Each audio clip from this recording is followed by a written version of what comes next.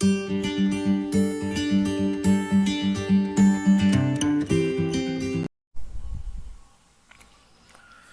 Everyone, lifeline academy में आपका स्वागत है। आज के इस वीडियो में हम कक्षा 12 के केमिस्ट्री के पहले चैप्टर सॉलिड स्टेट, हिंदी में क्या नाम है, ठोस अवस्था के एक्सरसाइज को देखेंगे। इस वीडियो में हम क्वेश्चन नंबर 6 से आगे की बात करेंगे, 6 और उसके आगे की। क्वेश्चन नंबर 1 से क्वेश्चन नंबर 5 तक को हमने इसके पहले के वीडियो में सॉल्व किया है। इसका हम इस वीडियो का हम लिंक डिस्क्रिप्शन में डाल देंगे, वहाँ से आप उसे आसानी से देख सकेंगे। तो आइए वीडियो को स्टार्ट करते हैं क्वेश्चन नंबर 6 से।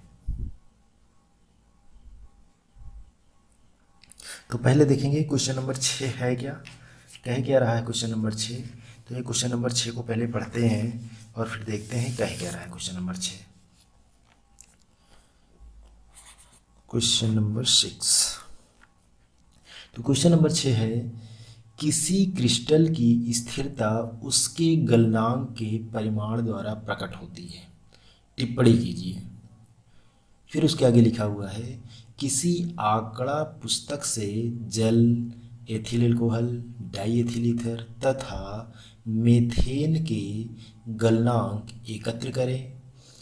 इन अणुओं के मध्य अंतरा आणविक बलों के बारे में आप क्या कह सकते हैं।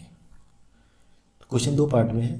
पहले क्या कह रहा है, किसी क्रिस्टल की स्थिरता उसके गलनांक के परिमाण के द्वारा प्रकट होती है। इस पर क्या करना है, हमें टिप्पणी करना है।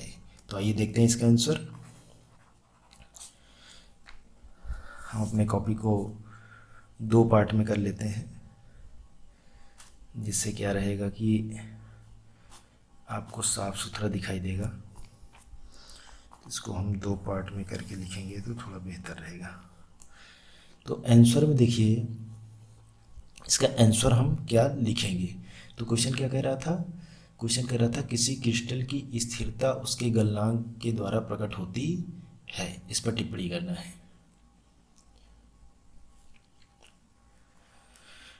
तो इसके लिए हम कुछ पॉइंट्स लिखेंगे। क्या लिखेंगे, जब किसी ठोस का गलनांक, जब किसी ठोस का गलनांक उच्च होता है तो उस ठोस के अणुओं के मध्य, ठोस के अणु लिख सकते हैं या अवयवी कण लिख सकते हैं, अवयवी कणों के मध्य अंतरा आणविक आकर्षण बल, अंतरा आणविक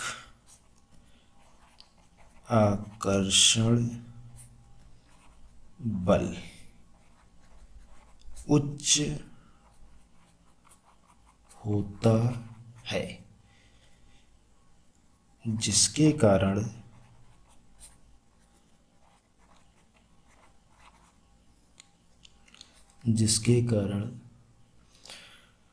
उस ठोस का अस्थायित्व अधिक होता है।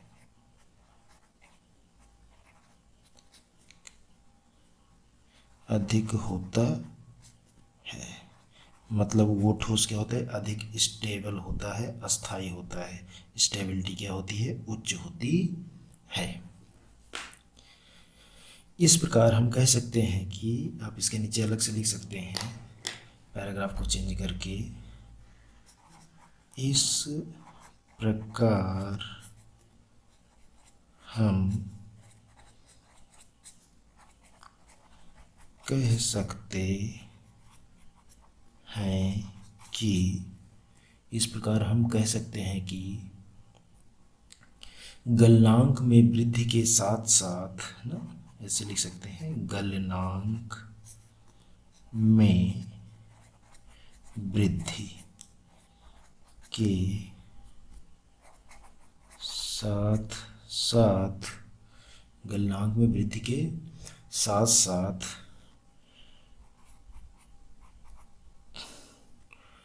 ठोस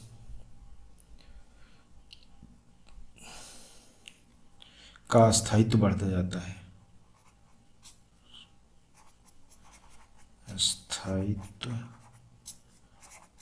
बढ़ता जाता है। ठीक है, ये फर्स्ट पार्ट का आंसर हो गया। फिर क्या कह रहे थे उसके बाद कि किसी डेटा बुक से हमको लेना है गलनांक, किसका किसका लेना है, जल का लेना है।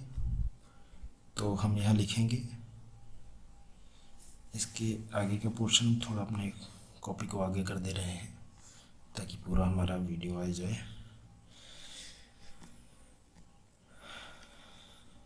हेडिंग डाल देंगे गलनांक, ठीक है, डैश करके इसे छोड़ देंगे। इसका डेफिनेशन नहीं लिखना, बस केवल अलग अलग जो तत्व दिए हैं उनके बारे में लिखना है। तो किसका है, पहले जल का है। जल मतलब ये बर्फ़ की बात कर रहे हैं, क्योंकि गलने की बात कही जाएगी तो किसकी बात की जाएगी, बर्फ़। तो हम ब्रैकेट में क्या लिखेंगे, बर्फ़ 273 केल्विन, ठीक है। फिर उसके बाद दूसरा है हमारा एथिल अल्कोहल, एथिल अल्कोहल। इसका जो गलनांक होता है 158.8 केल्विन होता है। फिर अगला है die ethyl ether, die ethyl ether. इसका गलनांक है 156.85 केल्विन, ठीक है। फिर अगला है मेथेन। मेथेन का जो गलनांक है वो है 89.34 केल्विन, ठीक है। फिर आगे क्वेश्चन ये क्या कह रहे थे, ये क्वेश्चन आगे कह रहे थे कि इनके मध्य अंतराणविक बलों के बारे में आप क्या कह सकते हैं। तो आप देखिए सीधा सीधा, जिसका गलनांक क्या होगा, उच्च होगा, उसके अंतराणविक बल सबसे ज़्यादा होंगे, और जिसका गलनांक निम्न होगा उसके अंतराणविक बल क्या होंगे, सबसे कम होंगे। तो हम इसके बाद इसके आगे निष्कर्ष निकल लिख सकते हैं। पेज में हम यहाँ से आएंगे,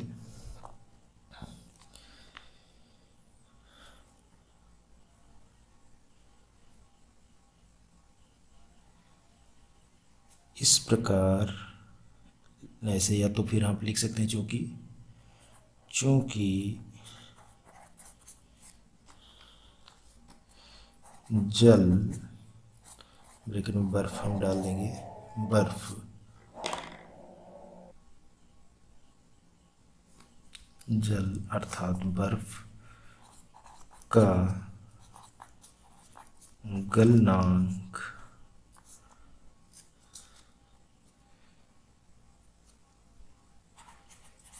सबसे अधिक है, गलनांक सबसे क्या है, अधिक है। इसलिए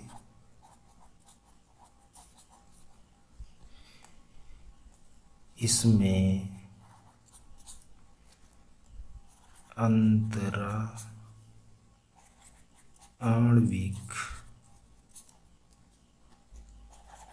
आकर्षण बल उच्च है, उच्च मतलब सबसे अधिक है, जबकि सीधा सीधा आप लिखेंगे, जबकि मेथेन में क्या था, सबसे कम था। आप मेथेन का देख लीजिए कि सबसे ज़्यादा किसका था, बर्फ़ का था, और सबसे कम किसका है, मेथेन का है, तो इसका सबसे कम होगा। तो इसके लिए लिखेंगे जबकि मेथेन में अंतरा आणविक आकर्षण बल सबसे कम होगा। क्लियर, ये हमारा छठा क्वेश्चन हुआ। तो आइए इसको थोड़ा समझ लेते हैं एक बार कि क्वेश्चन क्या कहा था। क्वेश्चन कहा था कि जो कोई क्रिस्टल है उसकी स्थिरता गलनांक के आधार पर कैसे कह सकते हैं। तो हमने उसके लिए क्या लिखा कि जब किसी ठोस का गलनांक उच्च होता है तो उस ठोस के अवयवी कणों के मध्य अंतराणविक आकर्षण बल उच्च होता है, जिसके कारण ठोस का स्थायित्व तो अधिक होता है। अब खुद ही समझो कि जैसे कोई ठोस है, मान लो ये ठोस है कोई, अब इसमें क्या होंगे, अवयवी कण होंगे। अवयवी कण आप समझिए जितने पास पास होंगे, पास पास मतलब बहुत मजबूती से जुड़े होंगे, तो उनको तोड़ना क्या होगा, उतना ही कठिन होगा, और जितना कठिन होगा उसका अस्थायित्व तो क्या होगा, उतना ही ज़्यादा होगा। वही कह रहे हैं कि जिसका गलनांक उच्च हुआ, मतलब अवयवी कण क्या है, बहुत मजबूती से जुड़े हुए हैं, तो उसका क्या कह रहे हैं, उनके मध्य अंतराणविक आकर्षण बल क्या होता है, उच्च होता है, बहुत ही अधिक होता है। क्यों, क्योंकि ये पास पास है, बहुत मजबूती से जुड़े, इन्हें तोड़ना उतना आसान नहीं है। और सीधी बात है, जिसे आप आसानी से नहीं तोड़ पाएंगे उसका अस्थायित्व क्या होगा, अधिक होगा, वो हमारा जो ठोस है वो अधिक अस्थायी होगा। क्लियर है, तो वही क्या कह रहे हैं, उसका अस्थायित्व अधिक होता है।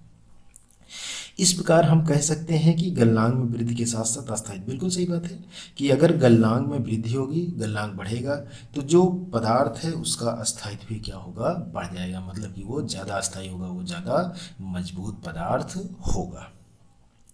फिर इसके आगे क्वेश्चन उन्होंने दूसरे पार्ट का लिया क्वेश्चन कि कुछ पदार्थ दिया और उसकी गलनांक दिया, कि मान लीजिए हमारे पास जल है, तो जल है, एथिल अल्कोहल है, डाई एथिल ईथर है, मीथेन है। कह रहे हैं डेटा बुक से कहीं, तो हमने डेटा बुक से ले लिया। जल का गलनांक कितना होता है, 273 केल्विन।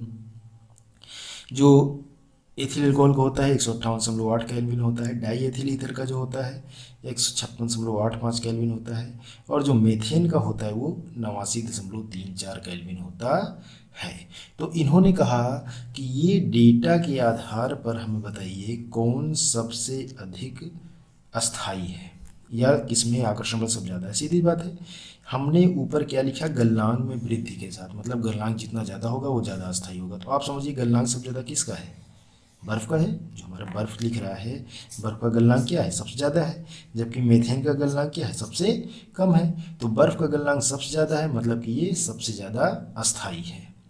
तो अस्थाई है तो आकर्षण बल क्या होगा, सबसे ज़्यादा होगा, जबकि ये क्या होगा, सबसे कम अस्थाई होगा, इसका मतलब आकर्षण बल सबसे कम होगा। वही चीज़ हमने आगे लिखा कि चूंकि जो जल है, जल का गलनांक क्या है, सबसे अधिक है, इसीलिए इसमें आकर्षण बल क्या है, सबसे अधिक है, उच्च है, या यूँ कह सकते हैं सबसे अधिक अस्थाई है। अस्थाई टर्म का भी यूज हम कर सकते थे, ठीक है। जबकि अगर मेथेन की बात की जाए तो मेथेन का क्या था, बहुत कम था, इसीलिए अंतराणविक आकर्षण बल क्या है, सबसे कम है। क्लियर, ये था हमारा छठा क्वेश्चन।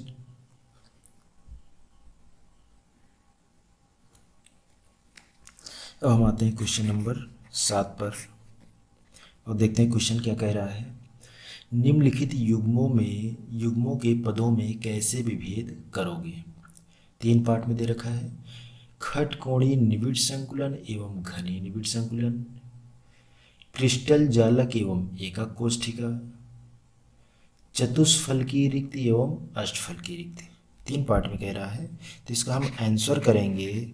आंसर का हम पहले कौन सा पार्ट देखेंगे, फर्स्ट पार्ट। कौन सा पार्ट देखेंगे, फर्स्ट पार्ट, कि फर्स्ट पार्ट का आंसर क्या होगा। क्या कह रहा है, खटकोणीय निबिड़ संकुलन में और घनीय निबिड़ संकुलन में डिफरेंस।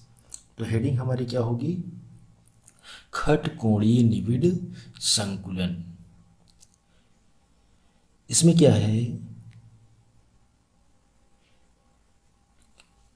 कि खटकोणीय निविड़ संकुलन और घनीय निविड़ संकुलन, जो हेडिंग होगी हमारी खटकोणीय निविड़ संकुलन एवं घनीय निविड़ संकुलन, दोनों साथ में पहले एक बार लिखेंगे थोड़ा सा, फिर अलग करेंगे कि ये दोनों निविड़ संकुलित संरचनाएं, ये दोनों मतलब कौन दोनों, खटकोणीय निविड़ संकुलन और घनीय निविड़ संकुलन। निविड़ संकुलित संरचनाएं द्विबिम खटकोणीय निविड़ संकुलित परतों को एक दूसरे के ऊपर रखकर जनित की जा सकती है। मतलब कि लेयर को एक दूसरे के ऊपर जब रखेंगे तब ये दोनों संरचनाएं उत्पन्न होंगी। अब इनमें से पहले हम किसको देखेंगे, खटकोणी को। तो खटकोणी में क्या है, जब तृतीय परत को द्वितीय परत पर रखा जाता है तब उत्पन्न एक संभावना के अंतर्गत द्वितीय परत की चतुष्फल की रिक्तियों को तृतीय परत के गोलों द्वारा आच्छादित किया जा सकता है। इस स्थिति में तृतीय परत के गोले प्रथम परत के गोलों के साथ पूर्णतः संरेखित होते हैं। इस प्रकार गोलों के पैटर्न एकांतर परतों में पुनरावृत्त होता है। ठीक है, और इस पैटर्न को प्रायः क्या नाम दिया गया है, AB पैटर्न लिखा जाता है। इस संरचना को खटकोणीय निविड़ संकुलित संरचना कहते हैं। इसे शॉर्ट फॉर्म में HCP कहा जाता है। इसके लिए एक फिगर भी हमने दिया है। इस प्रकार के परमाणुओं की व्यवस्था कई धातुओं जैसे कि मैग्नीशियम, जिंक आदि में पाई जाती है। मतलब कि इसका अगर एग्जाम्पल की बात की जाए तो मैग्नीशियम और जिंक में पाई गई ये जो आपकी इस प्रकार की संरचना है। और इसके लिए फिगर भी हमने दे रखा है, फिगर को देख लीजिए। ये फिगर जो है AB करके पैटर्न के रूप में व्यवस्थित है और इसमें खटकोणीय निविड़ संकुलित संरचना और घनीय दोनों को हमने एक साथ दिखाया है। ठीक है, और खटकोणीय का फिर अलग से हमने संरचना दिखा दिया है और FCC भी है इसमें। ये दो प्रकार के संकुलन की संरचना पाई जाती है। फिर उसके बाद हम एक्सप्लेन करेंगे घनीय निविड़ संकुलन को। तो हेडिंग क्या होगा, फिगर हमारा दोनों एक साथ कर दिया हमने, फिर घनीय निविड़ संकुलन को हम एक्सप्लेन करेंगे। तो इसके लिए हेडिंग पहले डालेंगे घनीय निविड़ संकुलन और फिर इसमें क्या लिखेंगे, इसके लिए तीसरी परत दूसरी परत के ऊपर इस प्रकार रखते हैं कि उसके गोले अष्टफल की रिक्तियों को आच्छादित करते हैं। आच्छादित करने मतलब उसे घेर लेना। इस प्रकार से रखने पर तीसरी परत के गोले प्रथम अथवा द्वितीय किसी भी परत के साथ संरेखित नहीं होते। इस व्यवस्था को C प्रकार का कहा जाता है। इसका नाम दिया गया एक अलग से C प्रकार का। केवल चौथी परत रखने पर प्रथम गोलों के साथ संरेखित होती है। मतलब तीनों परतें, तीन परतें जो होती हैं वो अलग अलग होती हैं, जो चौथी होती है पहले के समान हो जाती है। जैसा कि चित्र में दिखाया गया है वो तो आपने देख ही लिया। इस प्रकार के पैटर्न को ABC, जो कि तीन तीन लेयर बन रही है इसीलिए क्या नाम पड़ा, ABC लिखा जाता है। और ये जो संरचना बनती है इस संरचना को क्या कहा जाता है, घनीय निविड़ संकुलित संरचना अथवा फलक केंद्रित संरचना कहा जाता है। और ये जो एग्जाम्पल हमारा पाया जाता है, मतलब कि ये जो संरचना पाई जाती है किसमें पाई जाती है, तांबा में पाई जाती है, चांदी में पाई जाती है। इसका फिगर हमने दोबारा फिर दे रखा है, जिसको फिर से हम देख सकते हैं। ABC की व्यवस्था क्रम है। आप देखिए A है, C है, B है, फिर जब A आया वो पहले वाले से मैच कर गया, तो ये इसकी व्यवस्था होती है। तो ये हमारा था पहला पार्ट। अब हम क्वेश्चन के दूसरे पार्ट पर चलेंगे। कौन से पार्ट पर चलेंगे, सेकंड पार्ट पर, कि सेकंड वाला पार्ट क्या कह रहा है। तो पहले हम सेकंड वाले पार्ट को देखते हैं कि क्या रहा है। सेकंड वाला क्वेश्चन था क्रिस्टल जालक एवं एकक कोष्ठिका में अंतर बताना था। ठीक है, क्रिस्टल जालक बताना था और एकक कोष्ठिका। तो पहले हम क्या लिखेंगे, क्रिस्टल जालक लिखेंगे। क्रिस्टल जालक के लिए पहले हम हेडिंग डालेंगे क्रिस्टल जालक। फिर क्या होता है, क्रिस्टल जालक लिखते हैं वह संरचना जिसमें अवयवी कणों को, वह संरचना जिसमें अवयवी कणों को त्रिविमीय रूप से नियमित क्रम में व्यवस्थित करने पर प्राप्त होती है क्रिस्टल जालक कहलाती है। मतलब अगर 3D रूप में हम उसको अरेंज करें तो जो संरचना हमें प्राप्त हुई वही क्या कहलाएगी, क्रिस्टल जालक। क्लियर हो गया। और इसका हमने एक अलग से फिगर भी दे रखा है। फिगर आप ध्यान से देखिए, जो एक अकेली रंगीन कोशिका दिखाई दे रही है वो है आपकी एकक कोशिका, ठीक है। और जो पूरा का पूरा है सिस्टम बनकर तैयार हुआ वो क्या कहलाएगा, क्रिस्टल जालक। अब दूसरा क्या है, एकक कोशिका। एकक कोशिका समझते हैं। अब हेडिंग इसके लिए क्या होगा, एकक कोशिका। इसमें क्या है, क्रिस्टल जालक की सूक्ष्मतम इकाई को एकक कोशिका कहते हैं। जो सबसे छोटी इकाई होती है उसका नाम दिया गया एकक कोशिका। फिर क्या कह रहे हैं, कोई भी क्रिस्टल जालक बहुत अधिक अथवा अनंत एकक कोशिकाओं से मिलकर बना होता है। बहुत सारे हो सकते हैं अथवा अनंत हो सकता है। आप कुछ यूँ समझो इसके लिए कि जैसे सपोज कीजिए कि दूसरे क्वेश्चन के लिए हम बना रहे हैं ये, ठीक है। जैसे सपोज कीजिए कि हमारा ये कोई क्यूब है, ठीक। अब इस क्यूब में मान लीजिए हम ईंट भर रहे हैं, तो ईंट एक छोटे छोटे पैटर्न में हम भरेंगे, एक के ऊपर एक भरेंगे, बिल्कुल इसके अंदर चारों ओर से भर जाएगा, पूरा हमें अंदर दिखाई नहीं देगा। जो भरा ईंट उसका क्या कह रहे हैं, क्रिस्टल जालक की सूक्ष्मतम। जैसे ये क्रिस्टल है, इसकी सबसे छोटी इकाई, ये सबसे छोटी इकाई क्या है, ईंट है। तो ये जो सबसे छोटी इकाई है वही क्या कहलाती है, वही हमारी कहलाती है एकक कोशिका। क्या कहलाती है, एकक कोशिका। क्लियर हुआ। और फिर जो ये पूरा संपूर्ण बन गया ये क्या कहलाएगा, क्रिस्टल जालक। दूसरा एग्जाम्पल अगर देखा जाए तो हम अपने घर को अगर लेते हैं, मान लीजिए हमारा घर है। घर किससे मिलकर बना है, जो घर है वो किससे मिलकर बना है, कमरों से। तो इकाई क्या हुई, कमरे। तो कमरा क्या हो गया, एकक कोशिका हो गया। और जो पूरी संरचना बनी वो क्या बना, घर। तो घर क्या हो जाएगा, घर हमारा जो होगा वो क्रिस्टल जालक हो जाएगा। उम्मीद है कॉन्सेप्ट क्लियर हुआ होगा। ये हमारा था दूसरा क्वेश्चन। कौन सा क्वेश्चन था, दूसरा क्वेश्चन। अब हम आएंगे थर्ड क्वेश्चन पर। कौन से क्वेश्चन पर आएंगे हम, अब हम आएंगे अपने थर्ड क्वेश्चन पर। थर्ड क्वेश्चन को अलग कलर्स थोड़ा लिखते हैं ताकि डिफ्रेंशिएट करने में थोड़ी आसानी रहे। थर्ड क्वेश्चन पर आएंगे और थर्ड क्वेश्चन को देखेंगे। पहले तो समझेंगे क्वेश्चन कह क्या रहा है। तो क्वेश्चन है चतुष्फल की रिक्ति तथा अष्टफल की रिक्ति के बीच में अंतर। तो आइए देखते हैं क्या कह रहा है। तो पहले हम तुरंत हेडिंग डाल देंगे। क्या हेडिंग डालेंगे, चतुष्फल की रिक्ति। ये रिक्तियां चार गोलों से घिरी होती है। रिक्ति मतलब खाली स्थान, जो गैपिंग होता है उसके बारे में बात कर रहे हैं। ये रिक्तियां चार गोलों से घिरी होती हैं जो एक नियमित चतुष्फलक के शीर्ष पर स्थित होते हैं। इस प्रकार जब भी द्वितीय परत का एक गोला प्रथम परत की रिक्ति पर होता है तब एक चतुष्फल की रिक्ति बनती है। इन रिक्तियों को चतुष्फल की रिक्तियां इसलिए कहा जाता है क्योंकि जब इन चारों गोलों के केंद्रों को मिलाया जाता है तो एक चतुष्फलक बनता है। इसलिए क्या नाम पड़ा इसका, चतुष्फल की रिक्ति इसका नाम पड़ा है। और हमने एक फिगर दिया है, फिगर में टी से इसे रिप्रेजेंट किया गया है। किससे रिप्रेजेंट किया गया है, टी से। और फिर इसमें एक और रिक्ति हमने दिखाया है, ओ से दिखा, फिगर में जगह जगह दिख रहा है। आप सेकंड फर्स्ट वाली लाइन में देखेंगे तो पूरा टी है, फिर सेकंड में ओ है, फिर टी है, फिर ओ है, इस क्रम में है। तो जो ओ वाला है वो है अष्टफल की रिक्ति। तो ये चतुष्फल की रिक्ति था। अब अगली हेडिंग हमारी क्या होगी, अष्टफल की रिक्ति। अष्टफल की रिक्ति में क्या लिखेंगे, ये रिक्तियां संपर्क में स्थित तीन गोलों द्वारा संलग्नित रहती हैं, मतलब तीन गोलों से जुड़ी हुई रहती हैं।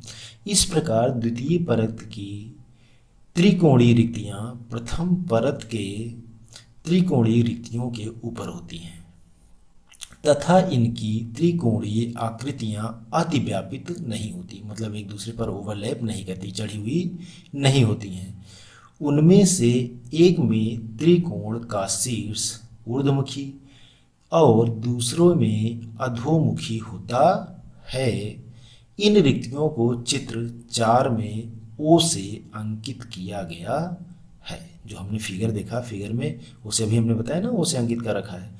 ऐसी रिक्तियां चूंकि 6 गोलों से घिरी होती हैं, और इसकी एक रिक्त का अलग से एग्जाम्पल भी हमने दे रखा है एक अलग से फिगर में, आप उसको देख लीजिए, नीचे ओ करके लिखा हुआ है।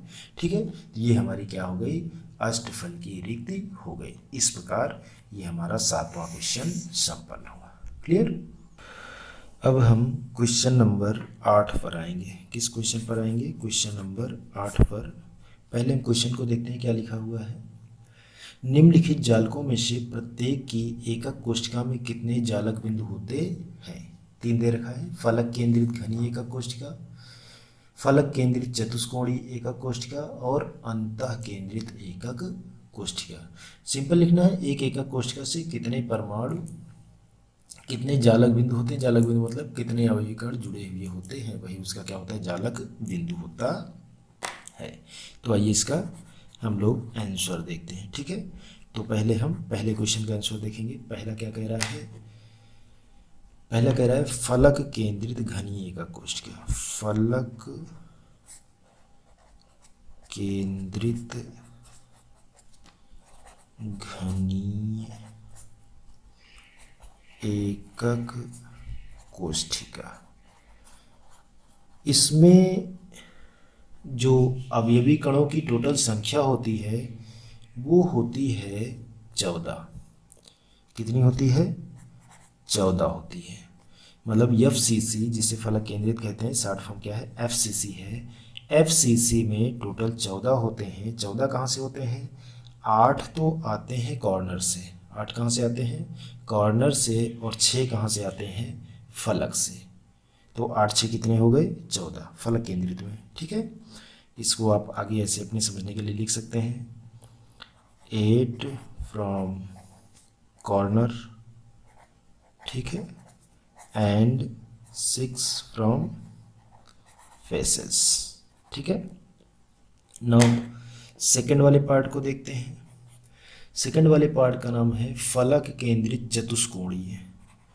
फलक केंद्रित चतुष्कोणीय, देखिए नाम थोड़ा सा बदल गया है, चतुष्कोणीय। इसमें जो होता है, इसमें भी टोटल कितने होते हैं, 14 होते हैं।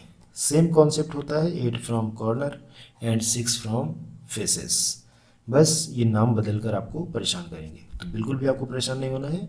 आपको क्वेश्चन को ध्यान में रखना है कि कह रहा है, पूछ कह रहा है। क्लियर। फिर थर्ड वाला पार्ट इसका हम देखेंगे। थर्ड वाले का क्या नाम है, थर्ड वाले का नाम है अंतः केंद्रित एकक कोष्ठिका। कौन सा, अंतः केंद्रित। क्लियर। अंतः केंद्रित में टोटल कितने होते हैं, 9 होते हैं। क्योंकि अंतः केंद्रित का परिभाषा अगर आपको याद हो कि प्रत्येक कोने के साथ साथ एकक कोष्ठिका के मध्य में, तो कहाँ से हो गया, 8 फ्रॉम कॉर्नर हो गया, कोनों से, ठीक है, एंड 1 फ्रॉम सेंटर। ठीक, सेंटर। ठीक, इस तरीके से टोटल कितने हो गए, 9। क्लियर हो गया। आप इसको थोड़ा समझने के लिए अगर आप समझना चाहते हैं, तो जो फलक केंद्रित होता है उसकी परिभाषा हमें क्या है कि वह एकक कोष्ठिका जिसमें अवयवी कण प्रत्येक कोने के साथ साथ प्रत्येक फलक के मध्य में, तो कोने कितने होते हैं, 8, और फलक कितने होते हैं, 6। तो 8 6 कितना हो गया, 14। इसके लिए भी सेम हो जाएगा। अंतः केंद्रित के लिए अपने डिफिनीशन क्या पढ़ा है, वह एकक कोष्ठिका जिसमें अवयवी कण प्रत्येक कोनों के साथ साथ एकक कोष्ठिका के मध्य में। तो टोटल कितने कोने होते हैं, 8 कोने, और केंद्रक मतलब बीच में 1। अब कोने कैसे समझेंगे एकक कोष्ठिका के लिए, आप अपने कमरे में बैठे हैं, आप अपने कमरे के कॉर्नर को काउंट कीजिए, तो आप देखेंगे नीचे की ओर 4 कोने हैं, और आप छत में जब ध्यान देंगे तो छत में भी कितने कोने बन रहे हैं, 4। तो टोटल कितने कोने हो गए, 8 कोने। तो इस प्रकार से ये 8 कॉर्नर होता है। और अगर फलकों की बात करें तो दीवारों की बात करते हैं। 4 दीवार दिख रही है आपके, आपके आगे पीछे दाएं बाएं, ये 4 हो गई।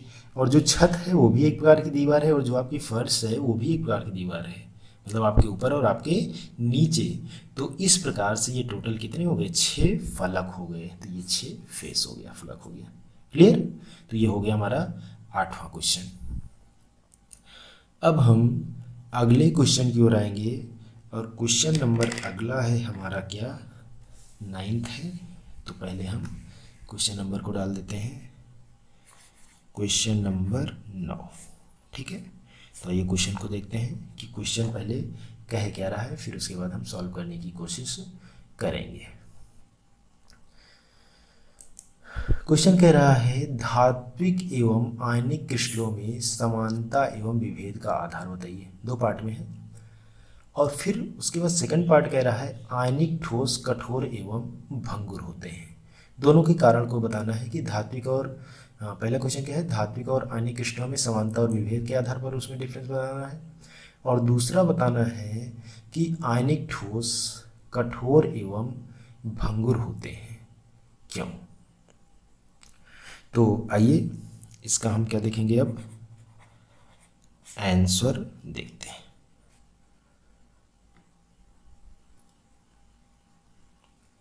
तो 2 प्रकार से विभेद विभेद बताना है। तो पहले हम किस आधार पर जाएंगे, समानता के आधार पर। किस आधार पर जाएंगे, समानता के आधार पर, मतलब दोनों में समानताएं क्या होती हैं। तो ये देखते हैं क्या समानताएं होती हैं। कि अब देखिए खुद ही धात्विक और आयनिक क्रिस्टल हैं, तो दोनों में समानताएं क्या होती हैं। दोनों जो क्रिस्टल होते हैं वो इलेक्ट्रोस्टैटिक अट्रैक्शन फोर्स से वैद्युत स्थिर वैद्युत आकर्षण बल से बंधे होते हैं। तो इसमें लिख सकते हैं हम, दोनों ठोस प्रबल मजबूत होते हैं ना, प्रबल स्थिर वैद्युत आकर्षण आकर्षण ठीक है, बल के द्वारा जुड़े होते हैं। ठीक है, जुड़े होते हैं। और फिर इसके आगे हम लिख सकते हैं कि जो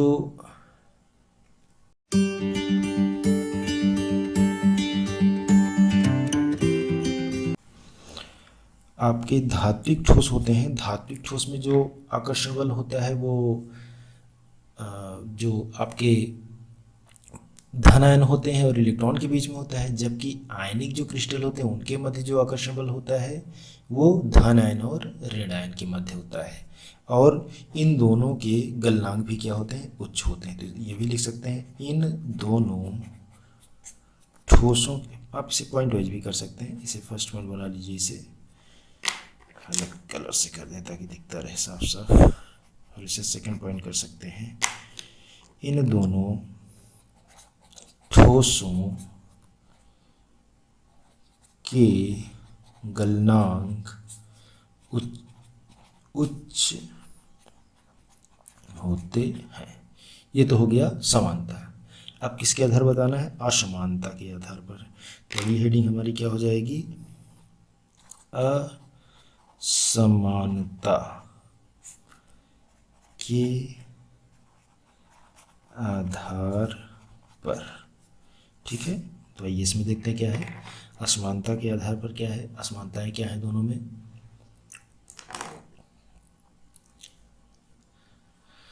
जो धात्विक ठोस होते हैं उसमें जो आपके करंट फ्लो होता है वो इलेक्ट्रॉन के द्वारा होता है, due to flow of electrons. जबकि जो आयनिक ठोस होते हैं उनमें जो करंट फ्लो होता है due to flow of ions. ठीक है, तो लिख सकते हैं धात्विक ठोसों में मुक्त इलेक्ट्रॉन मुक्त इलेक्ट्रॉनों के कारण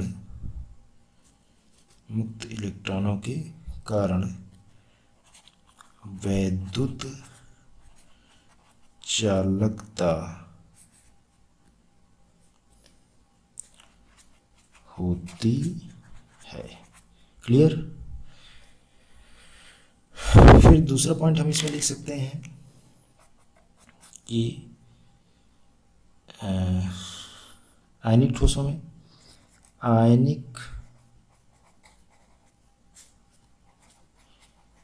ठोसों में आयनों की गति के कारण वैद्युत चालकता होती है। अगर आप चाहें तो एक पॉइंट और ऐड कर सकते हैं कि जो धात्विक ठोस होते हैं वो ठोस अवस्था में विद्युत का चालन करते हैं, जबकि जो आयनिक ठोस होते हैं वो ठोस अवस्था में विद्युत का चालन नहीं करते, ये केवल गलित अथवा विलयन की अवस्था में विद्युत का चालन करते हैं। और ये हमारा क्या था, 9वां का पहला पार्ट था। कौन सा पार्ट था? पहला, फर्स्ट वाला पार्ट था, क्योंकि 9वां वाला जो क्वेश्चन है वो कितने पार्ट में है? 2 पार्ट में। ठीक है, तो अब हम दूसरे पार्ट की ओर चलेंगे कि हमारा जो दूसरा पार्ट है उसका आंसर क्या होगा। तो आइए दूसरे पार्ट का हम आंसर देखते हैं। जो क्वेश्चन नंबर 9 है उसका सेकंड वाला पार्ट। तो सेकंड वाला पार्ट क्या कह रहा है? सेकंड वाला पार्ट कह रहा है कि आयनिक ठोस कठोर एवं भंगुर होते हैं। क्यों? तो आप समझिए, आयनिक ठोस किससे मिलकर बना है? आयनों से। और जो आयन होते हैं वो परस्पर 3D में अरेंज होते हैं, और जो फोर्स लगता है वो स्थिर वैद्युत आकर्षण बल होता है, जो कि क्या होता है? बहुत ही मजबूत होता है। और ये स्थान क्या होता है? फिक्स होता है। इसीलिए ये क्या होते हैं?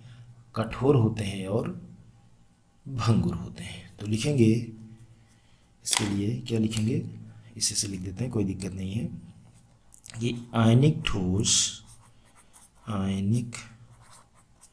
ठोस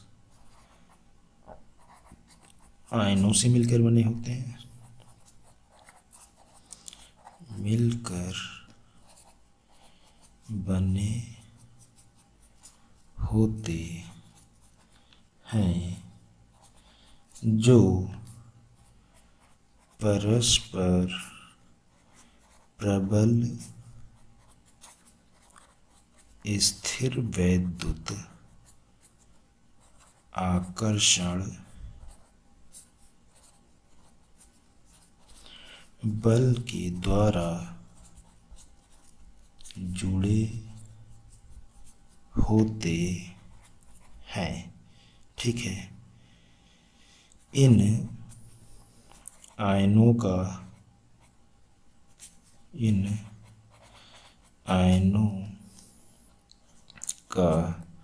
स्थान निश्चित होता है, मतलब फिक्स होता है। ठीक है, जब ये ठोस अवस्था में होते हैं। इसीलिए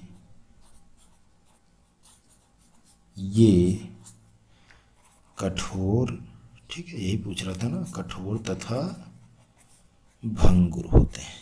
क्लियर है भाई? जब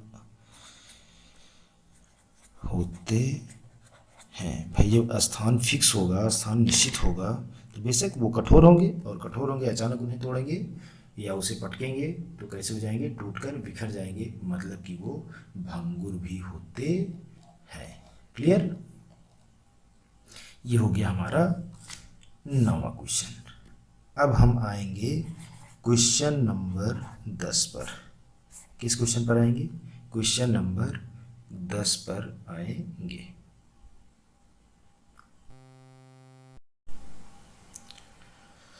आइए पहले देखते हैं क्वेश्चन नंबर 10 को कि कह क्या रहा है। निम्नलिखित के लिए धातु के क्रिस्टल में संकुलन क्षमता की गणना कीजिए। पहला है सरल घनीय, दूसरा है अंतः केंद्रित घनीय और तीसरा है फलक केंद्रित घनीय। तो हम इसका जो आंसर करेंगे, आंसर में पहले फर्स्ट वाले को करेंगे। ठीक, जो हम आंसर ले रहे हैं, आंसर हम किसका ले रहे हैं, पहले फर्स्ट वाले को ले रहे हैं। और हेडिंग हमारी क्या होगी, जो क्वेश्चन है, क्वेश्चन में हेडिंग क्या होगी हमारी, सरल घनीय, सरल घनीय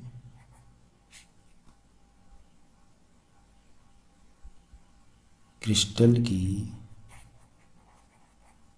संकुलन क्षमता, कुलन क्षमता। तो ये देखते हैं कैसे निकाला जाएगा। इसका एक डेरिवेशन है छोटा सा प्यारा सा। आइए करने की कोशिश करते हैं। सरल घनी जालक को अगर हम सामने से एक फेस की तरफ से देखेंगे तो हमें कुछ ऐसा एक फलक दिखाई देगा।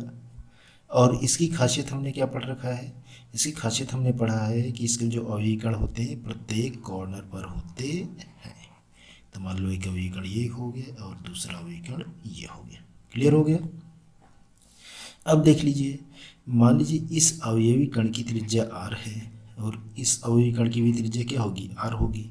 जो कोर है, कोर की लंबाई क्या है, a है। तो हम इसके बाद लिखेंगे, माना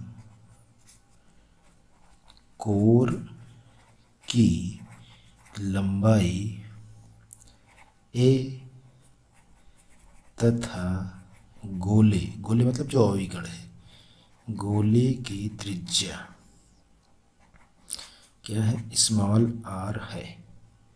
तो आप देखो इस फिगर से, देखो यहाँ से यहाँ तक की टोटल दूरी 2r होगी कि नहीं होगी, एक आ रही है, एक आ रही है। और ये जो टोटल है इसके इक्वल है, इज इक्वल टू a। तो हम इस तरह लिख सकते हैं, तो a is equal to 2r। यहाँ तक कोई दिक्कत तो नहीं है। अब इसके आगे चलेंगे कि जो सरल घनीय एकक कोष्ठिका होता है, सरल घनीय क्रिस्टल में अवयवी कण या गोलों की संख्या, गोलों की कुल संख्या कितनी होती है, 1 होती है। क्योंकि हर एक कॉर्नर से 1/8 आता है, टोटल 8 कॉर्नर है, तो मल्टीप्लाई कर देंगे, कितना आ जाएगा, 1 आ जाएगा। क्लियर है। अब एक गोले का आयतन कितना होता है, एक गोले का आयतन बराबर 4/3 पाई r क्यूब। क्लियर हो गया। और घन का आयतन क्या होता है, घन का आयतन is equal to a cube, क्योंकि लंबाई गुणे चौड़ाई गुणे ऊंचाई, टोटल यही है। अब चूंकि क्या है, a बराबर 2r, 2r। क्लियर है। a बराबर क्या है, 2r है। तो इस वैल्यू को जब हम, ये जो वैल्यू है, इस वैल्यू को हम यहाँ रखेंगे तो क्या हो जाएगा, 2r का होल क्यूब, 2 दूनी 4 दूनी 8, 8r क्यूब। ये क्या है, घन का आयतन है। क्लियर। अब संकुलन क्षमता का हम फार्मूला लगाएंगे। क्या लगाएंगे, फार्मूला। तो फार्मूला पहले यहाँ लिख लेते हैं, दिख रहा है ना यहाँ से, बिल्कुल। संकुलन क्षमता बराबर, फार्मूला क्या होता है, एक गोले का आयतन, चूंकि एक गोला है यहाँ पर इसलिए क्या लिखेंगे, एक गोले का आयतन अपान एकक कोष्ठिका का आयतन, एकक कोष्ठिका का आयतन। क्लियर है। अब एक गोले का आयतन कलर चेंज करते हैं। एक गोले का आयतन हमने निकाला 4/3 पाई आर क्यूब बटे एकक पूरे एकक कोष्ठक का या घन का आयतन कितना है 8r क्यूब। कितना है 8r क्यूब। 8r cube. जो क्षमता निकालते हैं क्षमता में एक फार्मूला होता है, इसमें गुणे में 100 होता है, जिसको कि हम लिखना भूल गए थे। तो यहाँ पर भी गुणे में क्या लग जाएगा 100 लग जाएगा। अब आइए इसे सॉल्व कर लेते हैं। इससे ये वाला कैंसिल हो गया, ठीक है। अब 4 दूना 8 हो गया, पाई की वैल्यू रख दो 3.14, ठीक है, मल्टीप्लाइड बाई 100। अब ये वाला टर्म नीचे आ जाएगा और 3 का गुणा 2 में हो जाएगा, 3 दूना 6। और इसको हम क्या करें सॉल्व कर लें। जब सॉल्व करेंगे 52.36 अथवा इसे लिख सकते हैं 52.4%। तो ये जो आया हमारा पहले, ये क्या आया सरल घनीय क्रिस्टल जालक की संकुलन क्षमता, ठीक है। कितना आया 52.4। इसको एक बार हल्का समझ लेते हैं जल्दी जल्दी। पहले क्या है, हमने ये जो कोर होते हैं कॉर्नर पर हमने एक बना दिया सरल घनी। सामने देखेंगे तो हर एक कॉर्नर पर क्या गोले दिखाई देते हैं, इसकी त्रिज्या r माना, इसकी r माना। चूँकि ये इसके बराबर है तो ये बराबर क्या हो गया 2r। तो वही हमने कहा माना कोर की लंबाई a है और गोले की त्रिज्या क्या है r है, तो a बराबर क्या हो गया 2r। ये बराबर 2r हमारा इस फिगर से आया। क्लियर। अब कुल गोले की संख्या सरल में कितना होता है 1 होता है, क्योंकि हर एक कॉर्नर से आता है 1/8। टोटल कॉर्नर होते हैं 8, 8 से 8 कैंसिल, कितना आ गया 1। फिर एक गोले के आयतन का सूत्र लगा दिया 4/3 पाई आर क्यूब। और घन अथवा एकक कोष्ठक का आयतन कितना होता है a क्यूब, लंबाई गुणे चौड़ाई गुणे ऊंचाई सब यही है तो a क्यूब हो जाएगा। और a की वैल्यू क्या है 2r है, तो रख दिया जब हमने तो क्या हो गया 2r का होल क्यूब हो गया। और इसको हमने तोड़ दिया तो 2 दूना 4 दूना 8 और r क्यूब हो गया। अब ये वाली जो अगली वाली हेडिंग है, ये जो हमारी संकुलन क्षमता का सूत्र है, ये हमारा फार्मूला होता है स्टैंडर्ड संकुलन क्षमता का निकालने का, कि संकुलन क्षमता बराबर गोले का आयतन बटे एकक कोशिका का कुल आयतन। जितने गोले रहेंगे, चूंकि इसमें एक गोला है इसलिए 1 लगाया, अगले वाले में अलग हो जाएगा, और मल्टीप्लाइड बाई 100 होता है। फिर वैल्यू को रख दिया 4/3 पाई आर क्यूब, गुणे में 100 कर दिया, यहाँ फार्मूले से लिया, क्योंकि एक गोले का आयतन क्या है 4/3 पाई आर क्यूब है, वो हमने रखा। 100 को 100 कर दिया। एकक कोशिका का आयतन यहाँ से हमने लिया, जो घन का आयतन निकालें 8r क्यूब, इसको हमने यहाँ पर रख दिया और फिर हमने ये सब कट कर दिया, कट करके सॉल्व किया। कितना आया हमारा 52.4%। ये है पहला वाला पार्ट। अब आते हैं दूसरे पार्ट पर। आइए क्वेश्चन नंबर 10 के दूसरे पार्ट में आते हैं। दूसरा पार्ट क्या है अंतः केंद्रित घनीय का कोशिका। पहले हेडिंग हमारी हो जाएगी अंतः केंद्रित घनीय एकक कोशिका की संकुलन क्षमता की संकुलन क्षमता। ठीक, तो पहले इसका फिगर बना लेते हैं। फिगर को देखते हैं क्या कह रहा है। एक हम ये फिगर ड्रॉ करने की कोशिश कर रहे हैं। ये हमारा फिगर बन गया, ठीक है। एक क्यूब बन गया हमारा, क्यूब जैसा। ठीक, हम इसका नामकरण कर दे रहे हैं। ए है, बी है, सी है, डी है, ठीक, ABCD। और ये वाला है ई है, ठीक है, ई है, एफ है, जी है और एच है। ठीक, हमें यहाँ पर इसके लिए अंतः केंद्रित की डिफिनीशन याद हो तो जो अवयवी कण होते हैं प्रत्येक कोने के साथ साथ फलक के मध्य में भी। तो यहाँ एक कोना हो गया, एक कोना ये हो गया और एक कोना ये हो गया। क्लियर हो गया। अब ये हमने इसको ऐसे मिला दिया और हम इसको ऐसे हम 2 विकर्ण बना रहे हैं। ठीक, एक विकर्ण को इस वाले को हमने सी मान लिया, ठीक इसका थोड़ा कलर चेंज करें तो सही रहेगा।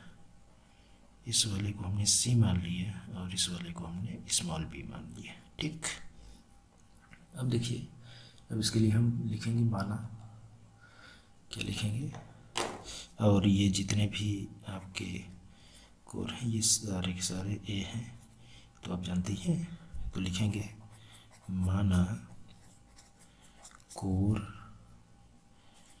की लंबाई ए तथा विकर्ण बी हो तो ट्रायंगल ई एफ डी में क्या है, ई है, एफ है, डी है, मतलब ये वाली ट्रायंगल की बात कर रहे हैं। ठीक है, ई एफ डी में पाइथागोरस किसको लगा रहे हैं, पाइथागोरस प्रमेय से। पाइथागोरस प्रमेय क्या है, काढ़ पर बराबर से दुभुजा पर, तो बी स्क्वायर बराबर इसका, ये भी ये होगा, ये भी है, तो क्या हो जाएगा, B square is equal to A square plus A square, that is, अथवा करके इसे लिख सकते हैं बी स्क्वायर बराबर 2a स्क्वायर। क्लियर, अब हम आगे चलेंगे। Now triangle A F D, ठीक है, ए है, एफ है, डी है, ये वाली ट्रायंगल बन रही है, तो इसके लिए इसमें पाइथागोरस लगा देंगे, पाइथागोरस प्रमेय क्या हो जाएगा, ये सी के स्क्वायर बनेगा, यहाँ से लिखना स्टार्ट करेंगे, c square is equal to b square plus A square, b square की वैल्यू रख दे रहे हैं, is equal to c square is equal to क्या हो जाएगा, 2a स्क्वायर प्लस ए स्क्वायर, और इसको भी जब सॉल्व कर लेंगे तो हम लिख सकते हैं c square is equal to 3a square और c is equal to √3a। Clear हो गया। फिर यदि गोले की त्रिज्या क्या हो, गोले की त्रिज्या r हो तो, अब देखो c इज इक्वल 4r होगा कि नहीं, क्योंकि ये किसकी त्रिज्या हो गया, इसका 2 व्यास हो गया, तो एक r यहाँ, एक r यहाँ और एक r यहाँ, टोटल कितना हो गया 4r, तो c इज इक्वल टू क्या हो जाएगा c is equal to 4r। Clear, इस वैल्यू को हम इसमें पुट कर देते हैं, तो क्या हो जाएगा 4r is equal to √3a, अथवा इसे हम लिख सकते थे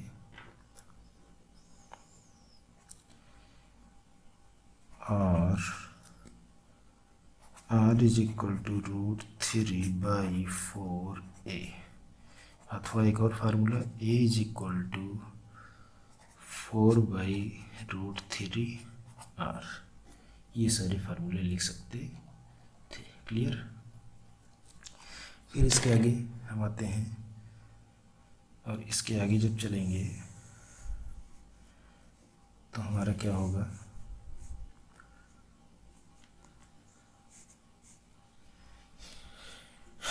चूँकि जो BCC होता है, BCC में परमाणुओं की संख्या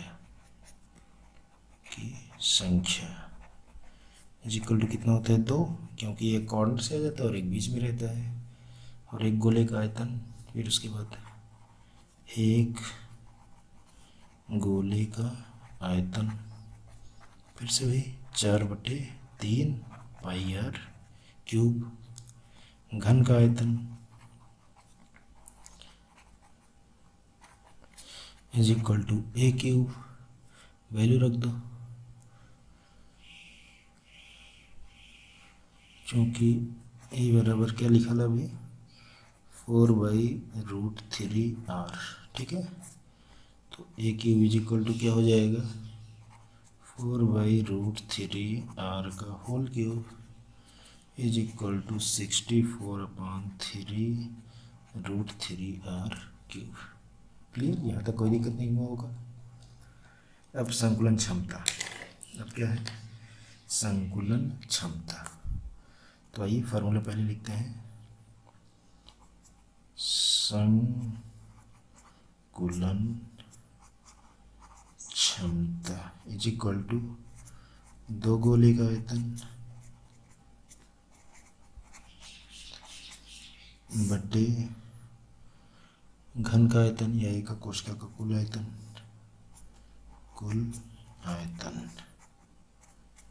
अब देखो 2 गुणे, एक गोले का आयतन कितना 4, अच्छा यहाँ गुणे में 100 लिखना, मैं फिर से भूल गया।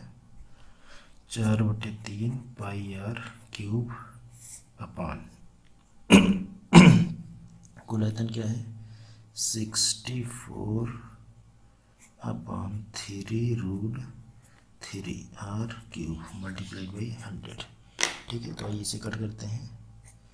इसे ये कट गया, 3 से 3 कट गया। ठीक है, 4 दूनी 8, 8 अठाई 64। ठीक, इसे हम क्या लिख सकते थे पाई का मान कितना 3.14। ठीक है, √3 ऊपर चला गया इंटू √3। ठीक, डिवाइडेड बाई कितना हो गया 8 और मल्टीप्लाइड बाई 100। अगर हम इसे सॉल्व करेंगे तो कितना आएगा 68%। ये हमारा क्या हो गया अंतःकेंद्रित घनीय एकाग्र कोशिका की संकुलन क्षमता। क्लियर, आइए इसको थोड़ा समझ लेते हैं। क्या है अंतःकेंद्रित घनीय एकाग्र कोशिका की संकुलन क्षमता। ये पहले हमने हेडिंग डाला, फिर हमने एक फिगर बनाया, फिगर को हमने नामकरण दे दिया गया। ये वाला विकर्ण को हमने C मान लिया और इधर वाले विकर्ण को हमने B मान लिया, और जितने भी कोर हैं सबकी लंबाई क्या है A है। तो हमने लिख रखा है माना कोर की लंबाई A और विकर्ण क्या है B। इस वाले को विकर्ण को हमने B माना है। तो त्रिभुज EFD, EFD मतलब EFD, ये त्रिभुज बन गया, ये समकोण बना, ये 90 अंश, तो ये कर्ण हुआ, दोनों का वर्ग हो गया। तो B² A² plus A² that is B² equal to A²। एक फार्मूला बन गया। फिर अब अगला क्या है AFD को हमने लगा दिया। AFD ये हमारा कर्ण हो गया, ये लंब हो गया, ये आधार हो गया, ये लंब हो गया। तो C² और B² प्लस 2A²। अब B² की वैल्यू क्या होती है 2A², तो यहाँ हमने लगा दिया। अब दोनों को हमने ऐड कर दिया तो क्या आ गया 3A²। अब स्क्वायर इधर गया तो ये स्क्वायर रूट हो गया और ये हमारा बाहर निकल कर आ गया C इक्वल टू √3A। अब क्या है यदि गोलिक त्रिज्या क्या हो R हो तो C बराबर 4R। ये 4R हम यहाँ से लाए हैं। यहाँ से कैसे लाए 1R 2R और 2R, इसमें 2 2 4R। अब इस वैल्यू को हमने रख दिया C की। 4R इज इक्वल टू √3 है, that is R is equal to इधर मल्टीप्लाई है तो इधर आकर डिवाइड हो गया, ये फार्मूला बन गया। अब BCC में परमाणु की संख्या कितनी होती है 2 होती है। गोले का आयतन ये होता है, अभी पिछले भी क्वेश्चन में देखा हमने। घन का आयतन हमारा ये क्यूब होता है, ये वैल्यू हमने रख दिया एक, तो ये हमारा आ गया। फिर चूँकि जो संकुलन क्षमता गोले कितने 2 गोलों का आयतन 2 गुणे 4/3 πr³। अब 4 दूना 8 अठाई 64 हो गया, ये 8 आ गया, 3 से 3 कट गया, √3 ऊपर चला जाएगा, पाई बचा हुआ है r³। पाई की वैल्यू हमने रख दिया, √3 ऊपर रखा, 108 कट कर दिया, हमारा कितना आ गया 68% आ गया। ये हमारा हुआ दूसरा क्वेश्चन। अब हम आएंगे क्वेश्चन नंबर 10 का थर्ड वाला पार्ट क्या है FCC की संकुलन क्षमता। ठीक, आइए देखते हैं। पहले तो हम एक फिगर इसका ड्रॉ करेंगे। ये FCC मतलब फलक केंद्रित फलक पर हो, तो फलक पर क्या हमने बताया है एक कॉर्नर पर, फिर एक फलक पर, फिर एक कॉर्नर पर, सारे एक साइज के होते हैं, हमने बता रखा है पहले से ही। फिर देखो इसका नाम हमने दे दिया, ए नाम दिया, ये B हो गया, ये C हो गया और ये D हो गया। क्लियर हो गया। और ये जो विकर्ण है विकर्ण का नाम हमने क्या दे दिया B। ठीक है, अब ये भी R हो गया, ये R, ये R, ये R, टोटल B बराबर 4R बन ही रहा है। तो यहाँ लिखेंगे माना कोर की लंबाई ए, ठीक है, ये कोर हो गया, सारी की लंबाई क्या है, ए है, तथा विकर्ण ए सी बराबर बी हो तो ट्रायंगल ए बी सी में, ए बी सी, ठीक है, में पाइथागोरस लगा दो, पाइथागोरस प्रमेय, तो क्या बनेगा, सिंपल, बी स्क्वायर बराबर ए स्क्वायर प्लस ए स्क्वायर, ठीक है, ए स्क्वायर प्लस ए स्क्वायर, और इसे लिख सकते हैं अथवा बी स्क्वायर बराबर 2a स्क्वायर, ठीक है। अब चूंकि यहाँ तक कोई दिक्कत नहीं है,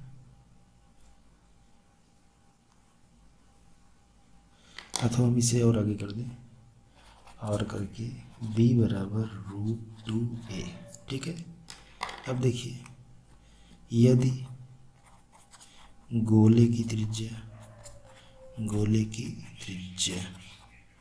क्या हो, स्मॉल आर हो तो देखो b बराबर 4r आएगा कि नहीं आएगा, ऐसे देखिए, यहाँ से ये b है, 1r 2r 3r और 4r, टोटल कितने आ गए, 4r, इस वैल्यू को हम इसमें पुट कर दे रहे हैं, तो क्या हो जाएगा, 4r is equal to √2a, अथवा इसे r बराबर √2/4a ये लिख सकते हैं,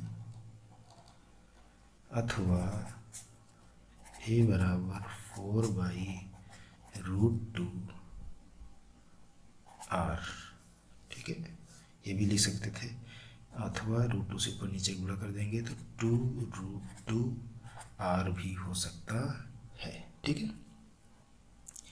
अब देखिए फिर से पुराने वाले फार्मूले को लगाते हैं, एफसीसी में गोलों की संख्या,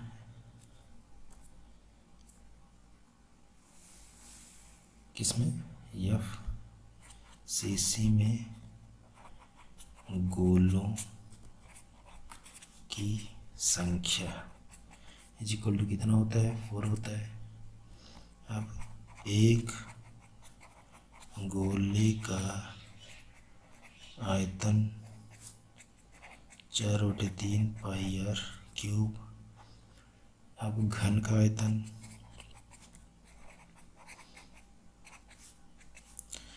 a³, चूंकि a बराबर 2√2r होता है, इस वैल्यू को रख दो तो a³ हो जाएगा 2√2r का whole cube, that is 16√2r³, ठीक है। अब हम फार्मूला लगा देंगे संकुलन क्षमता का, ठीक है, संकुलन क्षमता इज इक्वल टू 4 गोले का आयतन बट्टे कुल आयतन गुणे में 100 इज इक्वल टू 4 गुणे 4/3 πr³, ठीक है, बटे a³ मतलब 16√2r³ गुणे में 100। सॉल्व करना को आता ही है, अगर हम पूरा सॉल्व करेंगे तो आपका आंसर आएगा 74% अप्रॉक्स में। ये आपका क्या हो गया, एफसीसी की संकुलन क्षमता। तो ये एक बार इसे भी समझ लेते हैं, एफसीसी की संकुलन क्षमता, एफसीसी मतलब फलक केंद्रित एकक कोष्ठ का मतलब ऐसी एकक कोष्ठ का जिसमें प्रत्येक कोणों का शासक प्रत्येक फलक पर भी। तो हमने एक फिगर बनाया, अगर सामने देखेंगे तो कुछ ऐसा दिखाई देगा, इसमें हर एक कोने एक विकर्ण को हमने बी माना और सारे कोर की लंबाई क्या है, ए है। तो हमने लिख रखा है माना कोर की लंबाई ए और विकर्ण ए सी बराबर बी, ये ए सी है ना, ए सी इज इक्वल टू क्या मान लिया, बी हो तो, ठीक है। त्रिभुज एबीसी में पाइथागोरस को लगा दिया, ए बी सी काट पर बना वर्ग शेष दो भुजाओं पर बने वर्गों के योग के बराबर होता है। तो बी स्क्वायर बराबर ए स्क्वायर प्लस ए स्क्वायर, वही हमने लिख दिया। अब दोनों को जोड़ दिया 2a² हो गया, और फिर ये स्क्वायर इधर ले गए, स्क्वायर रूट आया, ये हमारा आ गया। क्लियर हुआ। अब अगर गोले की त्रिज्या क्या हो, r हो, तो b बराबर 4r। ये कहाँ से आया, अब इसके लिए हम इसको देखते हैं, 1r, 2r, 3r और 4r, और b बराबर टोटल b माने थे कितना आ गया, 4r हो गया। तो वही चीज़ हमने लिखा 4r। तो 4r बराबर √2a लिख सकते हैं यहाँ से, b की वैल्यू रख दी हमने, तो 4r बराबर √2a। तो r बराबर 4 का इधर डिवाइड हो जाएगा, एक ही फार्मूला बन सकता है। फिर अगर a की बात करें तो ये उधर चला गया, 4/√2, √2 से ऊपर नीचे गुणा कर दिया, तो ये फार्मूला आ गया। अब अगला, अगर एफसीसी में गोलों की संख्या की बात करें, कितने होते हैं, 4। 1/8 हर एक कोने से आए, टोटल 8 कोने हो गए, कितना हो गया, 1 हो गया। और एक फलक से आता है 1/2, टोटल फलक होते हैं 6, 2 तिहाई 6, यहाँ से कितना आ गया, 3, 3 और 1 टोटल मिलाकर कितने हो गए, 4 हो गए। वही 4 ये लिखा गया है। एक गोले का आयतन 4/3 πr³, घन का आयतन है a³। ठीक है, a की वैल्यू हमने लगा दिया, तो ये हमारा निकल कर आ गया। अब संकुलन क्षमता का इसके बाद हमने फार्मूले को अप्लाई कर दिया। ये हमारा संकुलन क्षमता का फार्मूला होता है 4 गोले का आयतन बटे कुल आयतन गुणे में 100। फार्मूले को हमने वैल्यू को रखा और सॉल्व कर लिया। 4 यहीं से लिया, गोले का आयतन मतलब 4/3 πr³, वो हमने लिख दिए, और कुल आयतन मतलब यही है 16√2 r³, इसको हमने लगा दिया। r³ से r³ कैंसिल हो जाएगा, बाकी सारे जो भी कट रहा है 4 4 जा 14 हो जाएगा, 4 से ये 4 कैंसिल हो जाएगा। ठीक है, √2 की वैल्यू को रखेंगे, 3 नीचे आएगा, या √2 से मल्टीप्लाई करके कर देंगे। दोनों तरीके से सॉल्व हो सकता है। ओवरऑल आंसर हमारा कितना आएगा, 74%। इस प्रकार से हमारा 10वां क्वेश्चन कंप्लीट हुआ। आज की वीडियो काफ़ी लंबी हो चुकी है, इसलिए यहीं पर अपनी क्लास को समाप्त करते हैं। धन्यवाद।